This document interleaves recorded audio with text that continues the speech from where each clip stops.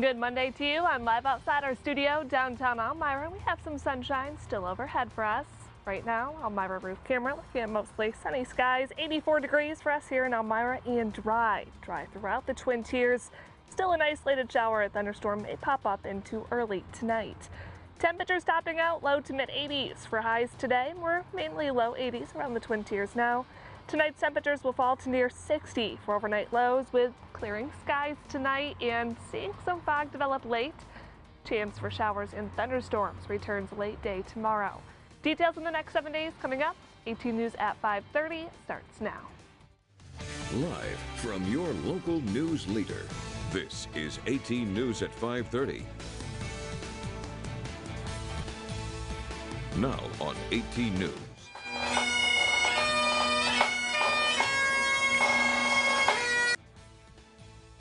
Here's what's happening right now at 5:30. A bridge in Steuben has a new name, and it's in honor of one of New York's finest. We'll tell you more coming up. Somebody gets shot, stabbed, or assaulted, you know, the EMTs come to get the body. The police come because it's a crime scene. But who's there for the traumatized humans that's left behind?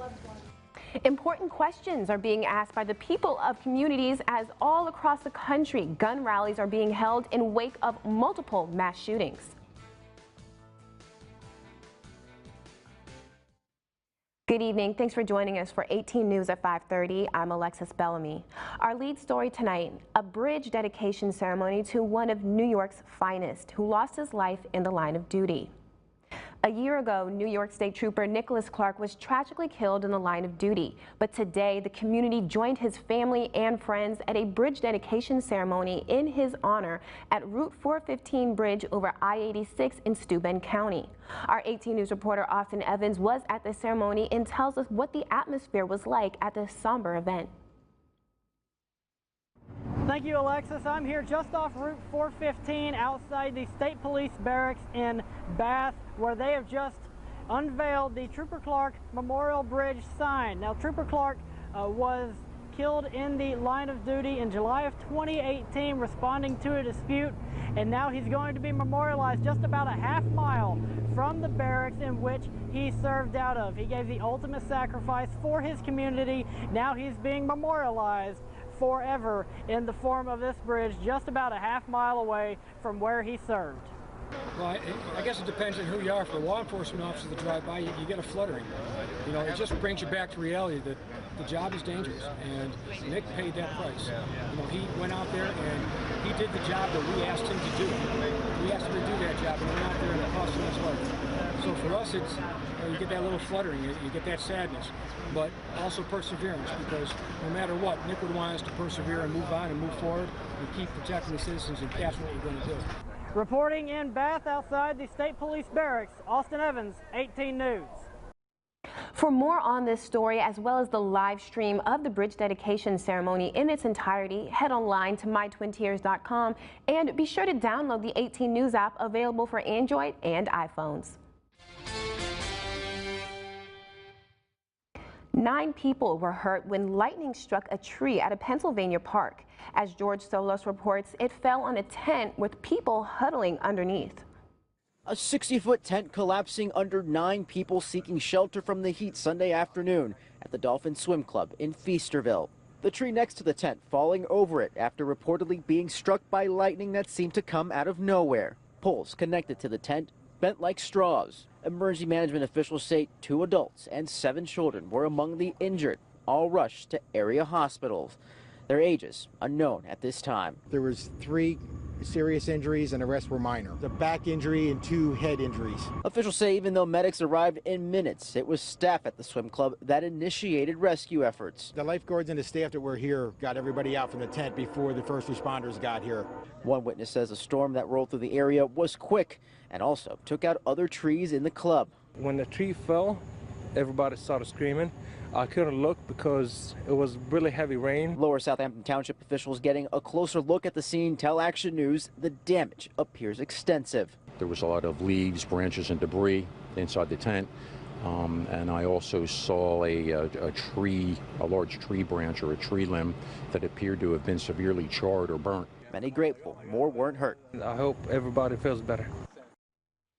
Cheektowaga police are still investigating the racist messages that were left in driveways and in front of homes earlier this month. The pamphlets, which were published by the Racial Nationalist Party of America, were contained in red, white, and green cardboard mailing tubes. People found them outside Standard Parkway and Edmund Street. The contents of the pamphlets contained offensive racial and religious wording. Authorities were able to find the person who disseminated the pamphlets. They say he admitted to it and planned to continue to dropping them off. Police consulted with the Erie County District Attorney's Office about criminal charges, but it was determined that none could be filed. Instead, the person who admitted to dropping off the pamphlets was issued a summons for littering. It has been passed on to the FBI, Lockhart Police, and the Niagara County Sheriff's Office. More than 100 gun control rallies are being held in cities across the nation as of last weekend, demanding Congress to take action to reduce gun violence. In New York City on Sunday, and at least 100 people turned out. They're urging Congress to end their recess and return to Washington to pass gun reform legislation. They're calling for a red flag law aimed at potentially dangerous gun owners, and they want background checks on all gun sales. You can have your legal weed or you can have your legal guns, but you cannot have both, at least according to federal government. As Washington, D.C. correspondent Trevor Shirley reports, that is setting up a showdown, with some advocates saying their right to bear arms is being violated for simply taking advantage of legal marijuana use in their state. Well, legal experts say this is a pretty unique situation, one that will likely someday end up before the Supreme Court.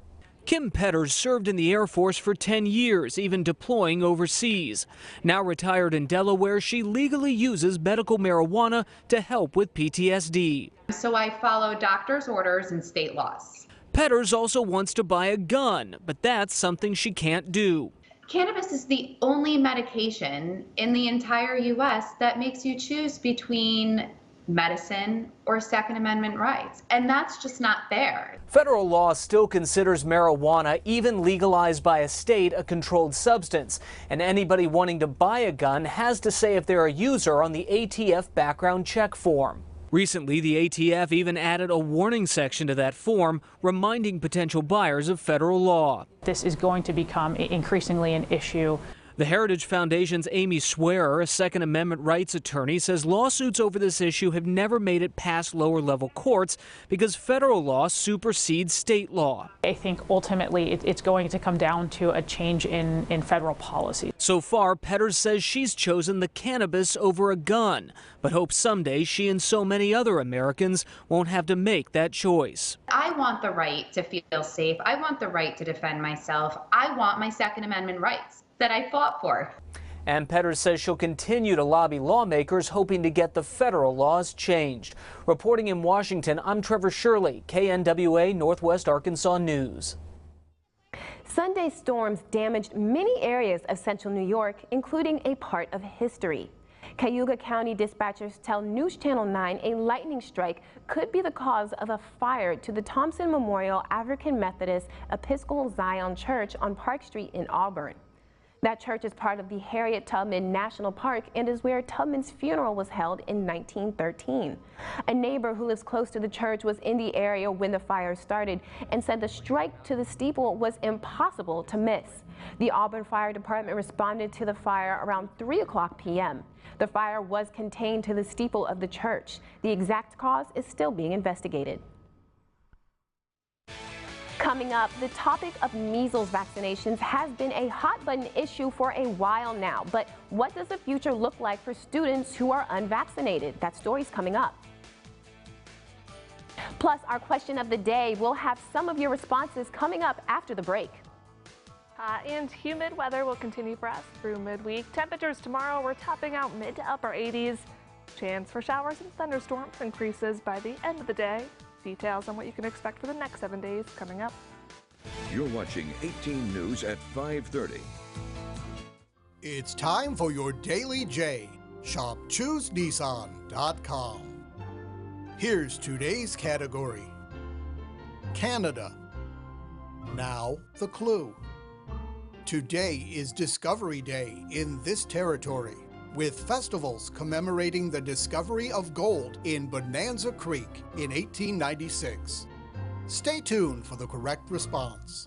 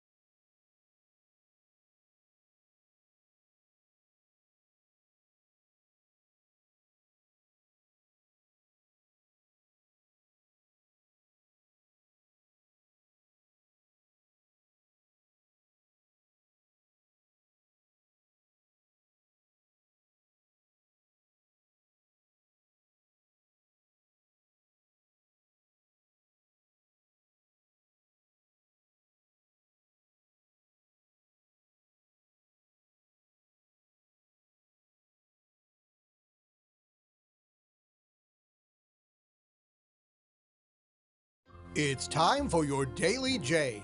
Shop ChooseNissan.com. Here's today's category. Canada. Now the clue. Today is Discovery Day in this territory, with festivals commemorating the discovery of gold in Bonanza Creek in 1896. The correct response: what is the Yukon? For more categories and clues, watch Jeopardy! Weeknights at 7 on WETM 18.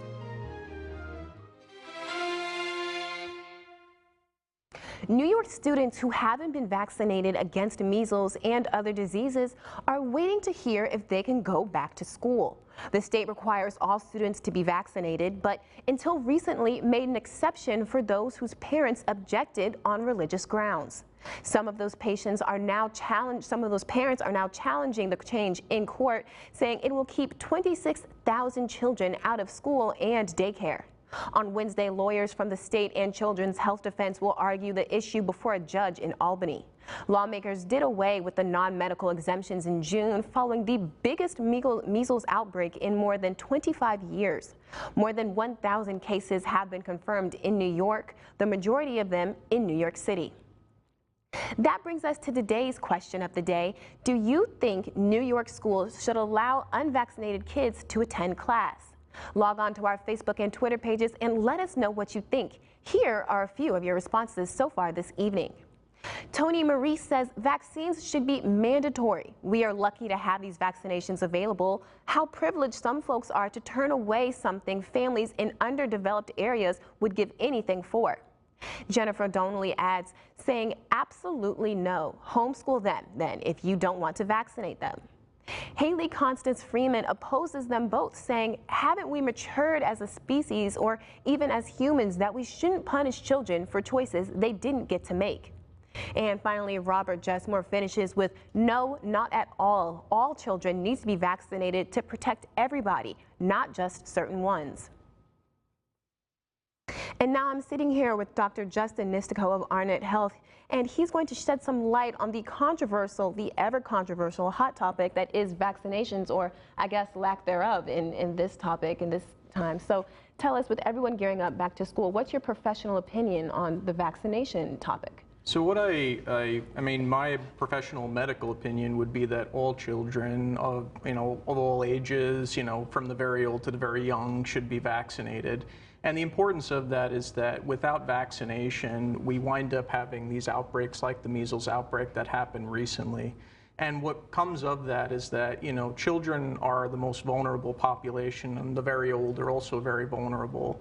And what that does is that allows for these children, in cases where they're unvaccinated, to be exposed or at risk for exposure to harmful pathogens like measles or infections.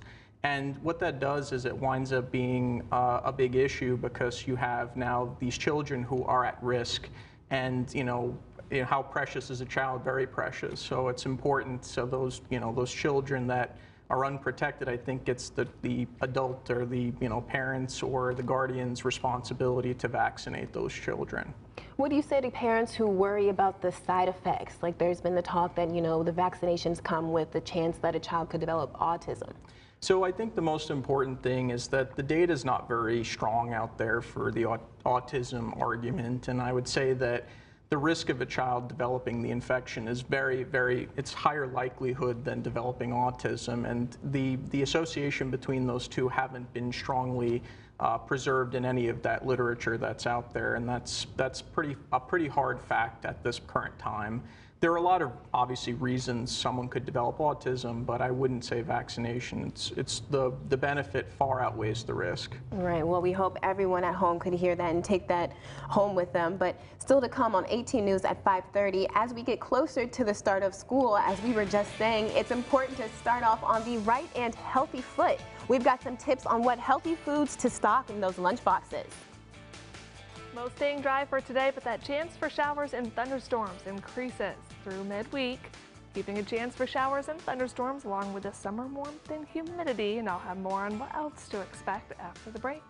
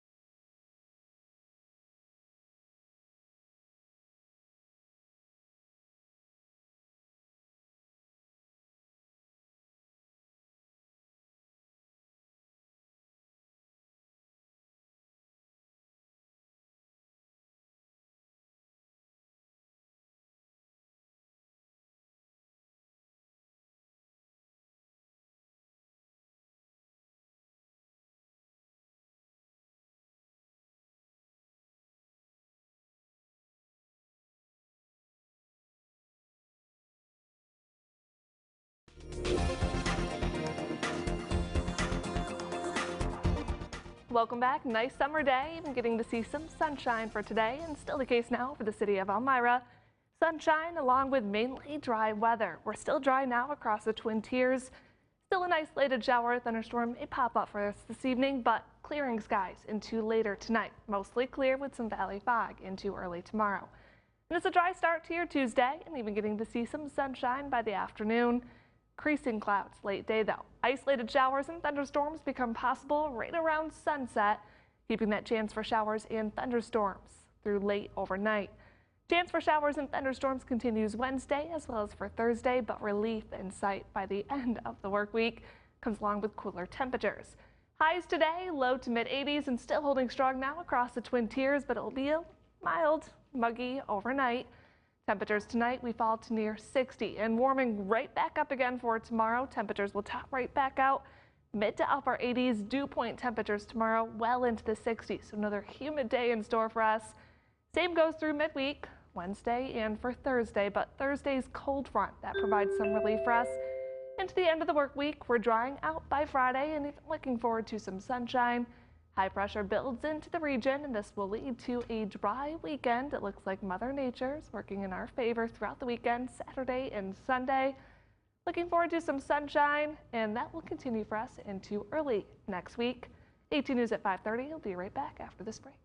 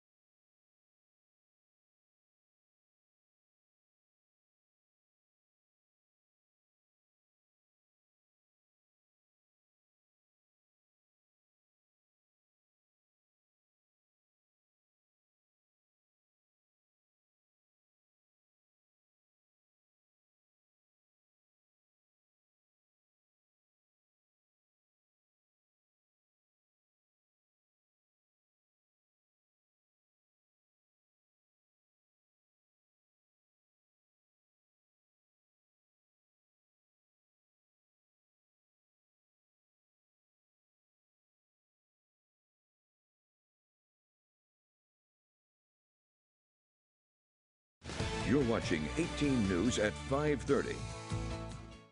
The summer is winding down and kids are heading back to school. But as you shop for supplies, don't forget to stock up on healthy foods for before, during, and after class. Dietitians with the Baylor College of Medicine say your child's breakfast should always include protein. Eggs are a great choice because you can incorporate vegetables or even a tortilla, which adds more fiber. For a quick meal, try yogurt with granola or a fresh fruit smoothie. But both have lots of nutrients and will keep kids full. 18 News at 5:30 will be right back after the break.